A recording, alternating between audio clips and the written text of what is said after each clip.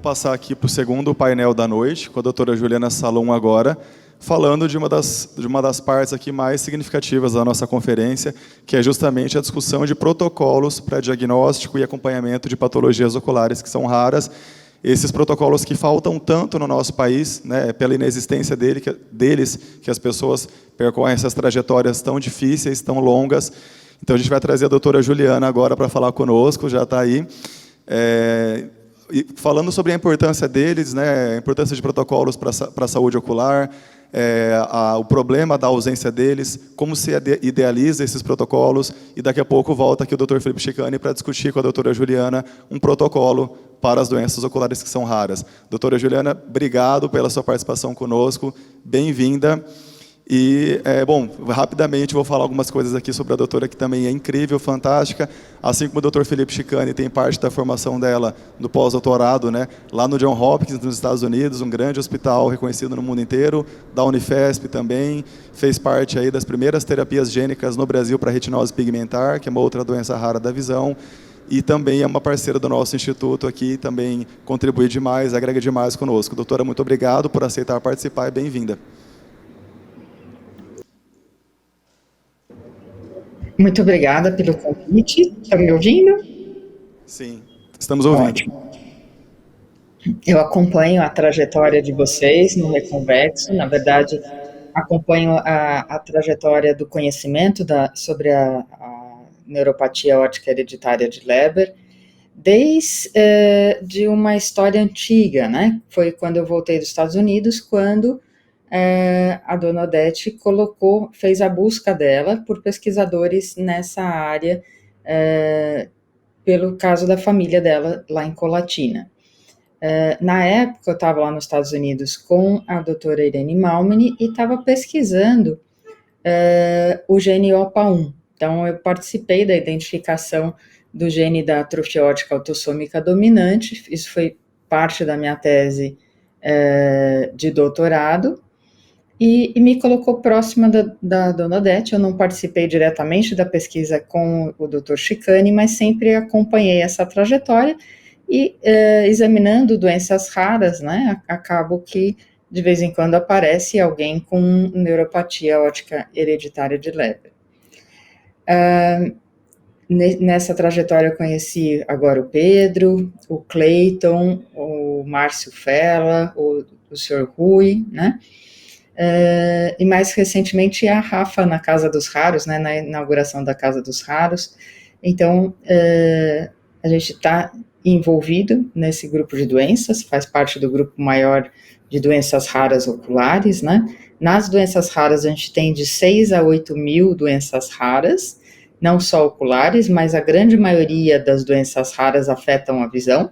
Todo paciente raro tem olho, né, e de alguma forma, algumas são raras oculares isoladas, e outras doenças são doenças raras com comprometimento ocular. Então, por exemplo, um paciente com uma doença nefrológica rara pode ter algum tipo de comprometimento ocular associado, né, então ela pode ser ou primária ocular, ou está dentro de uma doença rara sistêmica.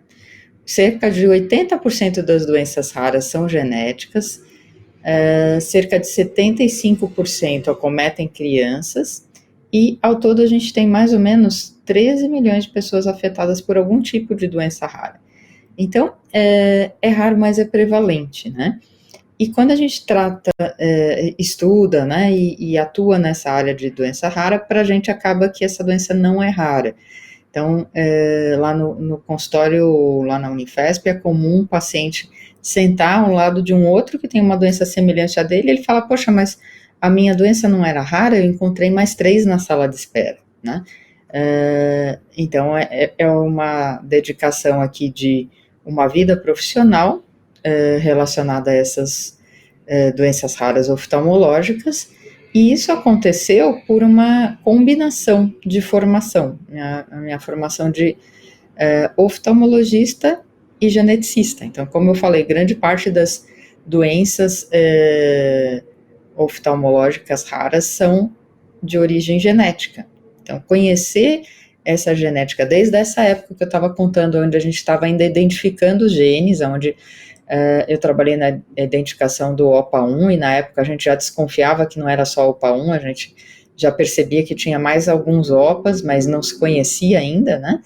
E hoje a gente sabe que tem vários genes na atrofia óptica autossômica dominante. Os protocolos, né? Os protocolos são super importantes nessas doenças, porque eles são importantes para o ensino, para dizer como conduzir uma doença onde o médico não está tão familiarizado a conduzir, e a permitir um uso racional do recurso financeiro, principalmente quando a gente está trazendo essa tecnologia para dentro do SUS, onde a gente precisa usar esse recurso financeiro da melhor forma possível. Então, o conhecimento permite que a gente crie diretrizes, tá? Na Inglaterra, por exemplo, várias doenças têm diretrizes e é super importante para você poder trazer uma medicina de ponta para o seu paciente e com algumas características, por exemplo, de equidade, né, de acesso para todos. Uma coisa que é importante, que é muito falado nos direitos humanos, é não deixar ninguém para trás, né? Então, tudo isso organizado permite um acesso à medicina de uma forma muito melhor para os pacientes. A AMB, que é a Associação Médica Brasileira, fez um plano de diretrizes, e nesse plano de diretrizes você tem a diretriz para várias doenças, em várias subespecialidades da medicina, e entre elas para a genética. Então, eu fui chamada pela Sociedade de Genética Médica para escrever as diretrizes para a genotipagem de distrofias de retina, né? São as doenças da retina, dentre elas, por exemplo, a amaurose congênita de Leber, né? Então, eu estava aqui assistindo a aula maravilhosa do Dr. Chicane, né, uma aula magna, fantástica, tanto que quando eu vi que ele ia participar conosco aqui em Maringá, eu falei, não, ele vai falar dessa parte, então eu vou falar de outra parte, porque ele realmente trabalha muito nessa área, é uma pessoa que dá os pingos nos is nessa área de neuropatia óptica hereditária de Leber. Então, voltando a comentar essa questão das diretrizes da AMB, a gente trouxe a Sociedade de Genética Médica, a Sociedade de Retina Brasileira e a Conselho Brasileiro de Oftalmologia, todo mundo, eu representando todos eles para escrever essa diretriz. Essa diretriz, ela começou com uma introdução, ela tem sobre a importância dela, depois dados epidemiológicos, as evidências do que a gente sabe sobre as retinopatias, os exames que a gente usa para o diagnóstico clínico e depois os exames que a gente usa para o diagnóstico genético dessas doenças e eventuais tratamentos. Por exemplo, tratamentos com vitaminas, orientações, reabilitação. Às vezes a gente tem orientações de erros inatos no metabolismo, ou erros inatos no metabolismo do ferro ou do cobre, que tem que ser consertados, e mais recentemente a terapia gênica para um gene relacionado a essa amaurose congênita de Leber. Então, comentando aqui de novo sobre o Leber, ele foi um oftalmologista alemão que colocou o nome dele em 5 doenças, tanto a neuropatia óptica de Leber, que é a forma mitocondrial, como a amaurose congênita de Leber, que é relacionada a cerca de 20 genes. Cada uma delas é uma doença diferente. A gente sabe que são genes que se expressam em áreas diferentes da retina, com importâncias diferentes nas células. E é importante essa diferenciação clínica, porque, como eu acabei de comentar, uma delas é uma terapia gênica específica para um tipo de doença, e também para desenvolver pesquisa para os outros tipos. A gente tem, por exemplo, para o CEP290, uma terapia com oligonucleotídeo antisense em desenvolvimento, da qual eu participo como pesquisadora lá na Unifesp, e também a importância do aconselhamento genético para as famílias. Às vezes não é só para o diagnóstico, mas para trazer para essa família o risco, né? Tem mais alguém que tem risco de ter esse problema? Ou esse casamento tem risco de passar essa herança para um outro filho? E dentro das distrofias de retina, a gente tem doenças recessivas, dominantes e ligadas ao X. Então, com esse conhecimento prévio, né, dessa diretriz que está no site da MB, vocês conseguem colocar lá, site da MB, projeto diretrizes, genética, e aí estão listadas várias, entre elas essa para as distrofias hereditárias da visão. Eu achei ótimo a gente ter aqui nessa plateia pessoas com formações diferentes, né? Tanto a nossa colega oftalmologista Bruna Gil, como pessoas que representam a OAB, a Câmara, porque são forças importantes para a solicitação do desenvolvimento dessa diretriz, né? Qual diretriz a gente vai querer trabalhar? A gente vai trabalhar numa de neuropatia óptica ou que atue para todas as neuropatias, como eu escrevi para todas as da retina. Então, a gente tem que definir essas coisas e buscar os caminhos para a gente conseguir essa redação em algum momento. Então, eu acho que essa discussão aqui vai ser muito proveitosa, eu acho que a gente vai ter que ter um grupo de trabalho para desenvolver esse trabalho, e será um prazer contribuir trazendo a experiência que eu tive em escrever a outra diretriz. A minha sugestão para vocês é que o trabalho seja específico para as neuropatias.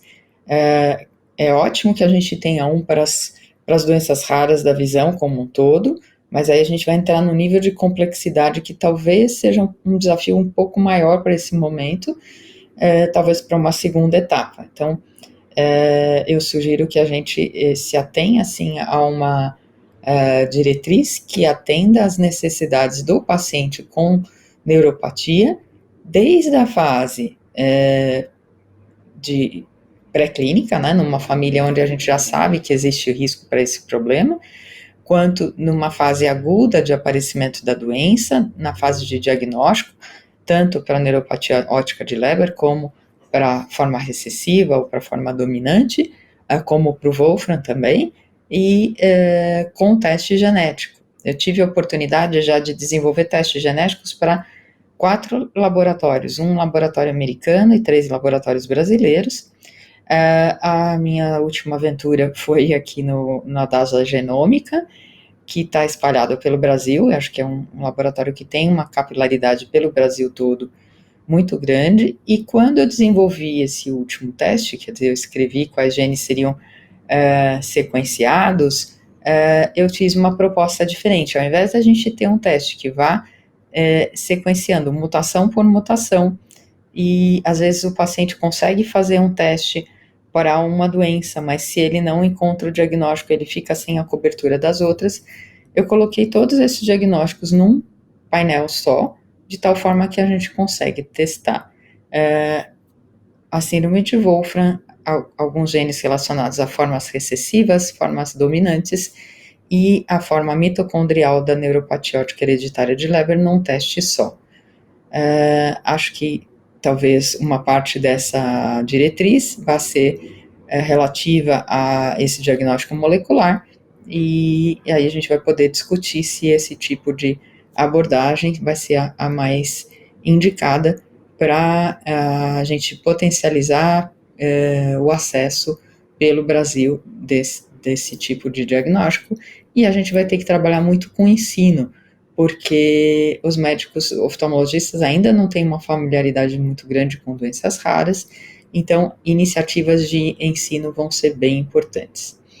Então, acho que isso foi uma pincelada, né, para abrir essa discussão. A gente precisa de um demandante para que seja feita essa diretriz. A OAB, por exemplo, é uma demandante, junto com o SUS e a Secretaria da Saúde, importantes para que esse trabalho seja iniciado. Então, estou à disposição de conversar esse assunto com vocês. E parabéns pelo evento, parabéns pelas ações do grupo, parabéns pela campanha também que divulga os Obrigado. girassóis, que são super importantes. Estou à disposição para conversar com vocês.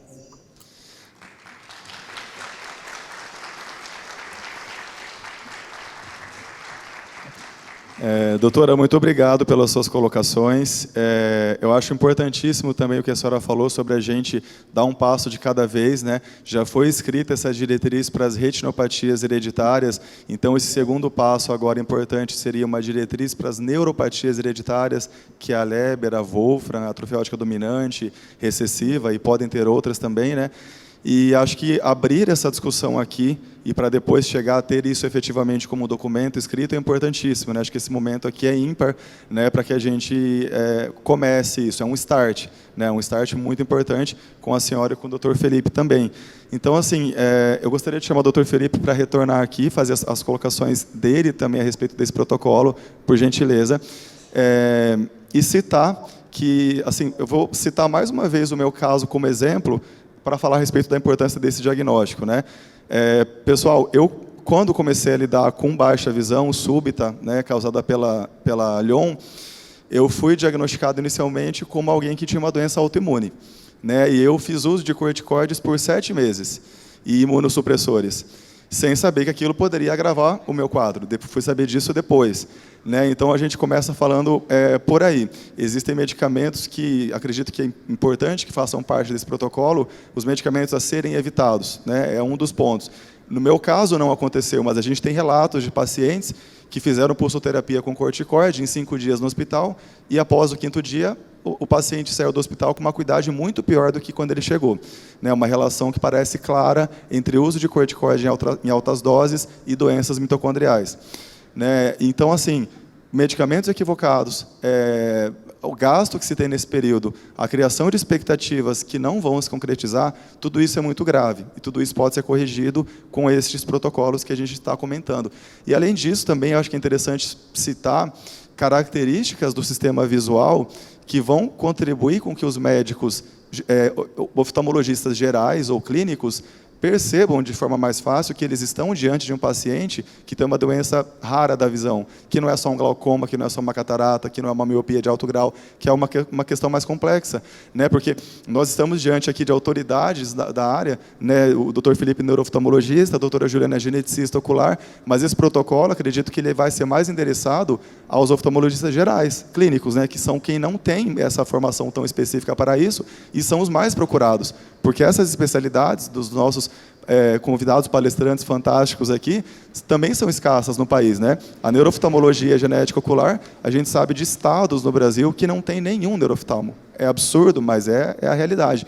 Então, é por isso que é importante que o oftalmologista geral, o oftalmologista clínico conheça um pouco mais sobre essas patologias, porque eles vão ser os mais procurados. E eles vão poder dar, pelo menos, um direcionamento para o paciente, de indicar o neurooftalmo, de indicar o geneticista ocular, de indicar exames apropriados, de evitar medicamentos equivocados, como eu falei, e de, pelo menos, colocar a pessoa num caminho para que ela pesquise, para que ela saiba o que está acontecendo em termos de terapia gênica, que o doutor comentou aqui, em termos de outras coisas que podem estar vindo por aí, células-tronco também estão a caminho, né? Então, esse protocolo é muito importante por todos esses motivos, e acho muito bacana que a gente inicie essa discussão para, como a doutora mencionou, daqui a pouco, quem sabe não tanto tempo assim, a OAB, a Secretaria de Saúde, encampe isso, solicite isso, e a gente tem isso como uma diretriz do nosso sistema de saúde brasileiro, público e privado. Então, vamos dar sequência nessa discussão aí, por gentileza, que é bem importante. Vamos para o material? Vamos lá, a Valéria vai fazer a leitura? Tá bem? Ah, tá. A gente tem aqui um material de discussões, né? A Valéria fala um pouquinho mais dele, mas é importantíssimo ler esse material antes de avançar nessa discussão. Está na tela o material aqui para as pessoas. Contudo, todos e todas que fizeram as inscrições tiveram acesso na página do evento a esse material que está aqui na tela, que nós chamamos de material base para a discussão, que faz todo sentido com o tema da conferência desse ano, que são novos horizontes para um atendimento digno e qualificado para as doenças raras oculares. Esse material eu vou ler com vocês, é muito curto, é muito objetivo. Então, ele começa da seguinte maneira: 5ª Conferência Internacional Lyon Brasil 2023, material base para a discussão. A 5ª Conferência Internacional Lyon Brasil 2023, evento gratuito, que tem como finalidade oportunizar o encontro de profissionais e estudantes da medicina oftalmológica e demais áreas de saúde, pesquisadores, cientistas, gestores públicos e prestadores de serviços na área da saúde, com a população, um encontro com a população que convive com a doença rara, neuropatia óptica hereditária de Leber, que traz como consequência a perda abrupta, parcial ou total da visão. O encontro objetiva engendrar um protocolo de investigação médica acerca das doenças oculares raras, especialmente da Lyon, visando assegurar celeridade no diagnóstico, evitar ministrações medicamentosas inapropriadas que possam agravar o quadro clínico do paciente. Deseja-se fornecer informações úteis, seguras e mais precisas a respeito dos desdobramentos da doença, atender às necessidades por conhecimento sobre o tema e acolher as pessoas afetadas pela Lyon, seus familiares, os pesquisadores, as pesquisadoras e estudantes da área de medicina. A Lyon, neuropatia óptica hereditária de Leber, é uma patologia que ainda não tem cura, mas que já se apresenta em significativos níveis mundiais de ações em pesquisas e busca para a obtenção de melhorias na situação do e da paciente acometidos por essa doença e o estabelecimento de meios para que, o mais rápido possível, se alcancem respostas e levem à cura dessa doença. Sobre o protocolo para diagnóstico de patologias oculares hereditárias raras. A proposta do protocolo para diagnóstico de patologias oculares hereditárias raras tem por finalidade contribuir para facilitar o diagnóstico dessas patologias, evitando principalmente erros de diagnósticos, bem como a prescrição médica de medicamentos inadequados para os pacientes acometidos por essas doenças e o sofrimento psicológico decorrente da expectativa que é gerada nos pacientes ao acreditarem em medicamentos e tratamentos que lhes são recomendados como possíveis soluções terapêuticas e, em seguida, descobrirem que os tais medicamentos e tratamentos equivocados não lhe trarão melhora do quadro clínico e, o pior que isso, às vezes podem piorar o seu quadro.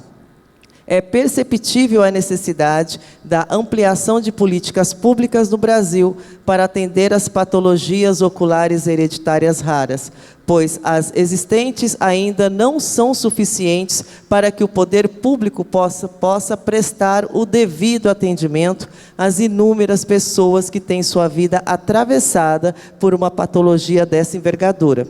É neste aspecto que o Instituto Lyon Reconvexo convida, pelo 5º ano consecutivo, para mais uma oportunidade de estabelecer uma discussão qualificada sobre o tema, sendo que neste ano propõe-se a criação de um protocolo que significará um documento para a segurança contra aplicações de medicamentos equivocados na pessoa recém-afetada que apresenta os sintomas de perda abrupta de visão. O objetivo geral: ampliar o conhecimento dos profissionais de saúde a respeito das doenças oculares hereditárias raras e acelerar o tempo de resposta e encaminhamentos adequados na área da saúde, diante da percepção da possibilidade de se estar à frente de um caso raro, especialmente no caso de suspeita de Lyon, conduzir o encaminhamento para um neurooftalmologista. Elencar, registrar e notificar as autoridades de gestão de saúde sobre os casos desses pacientes, resolvendo o problema da subnotificação de casos, para que, por meio de um cenário de segurança nos dados coletados, possa-se pensar políticas públicas de atendimento a este público. Mapear para qualificar o atendimento aos grupos de doenças oculares raras no sistema de saúde brasileiro, público e ou privado, em que, além da neuropatia óptica hereditária de Leber, a Lyon, destacam-se a retinose pigmentar, a atrofia óptica dominante, a DOA, a síndrome de Usher, a Stargardt, a distrofia de cones e bastonetes, a amaurose congênita de Leber e a síndrome de Wolfram. Resultados almejados. As doenças hereditárias afetam gerações dentro de um mesmo núcleo familiar. Assim, considera-se que a estruturação de um protocolo para diagnóstico de patologias oculares hereditárias raras possam ter um alcance de proteção e segurança intergeracional contra a adoção de medicamentos equivocados, não recomendados e comprovadamente prejudiciais para os pacientes, como, por exemplo, o uso do corticoide em pulsoterapia em pessoas que perderam a visão por causa da afetação pela Lyon, além de poder proporcionar o aconselhamento genético familiar. Este é o objetivo desse encontro que estamos realizando hoje, 4 de agosto de 2023, e continuaremos amanhã, dia 5. E, nesse momento, a discussão está posta à mesa para que esses 2 excelentes doutores, reconhecidos internacionalmente, possam nos ajudar a pensar em como lutar de forma equilibrada, de forma justificada, de forma estratégica, para que erros como esses, como a pulsoterapia, não aconteçam mais na vida das pessoas que amamos. Obrigada.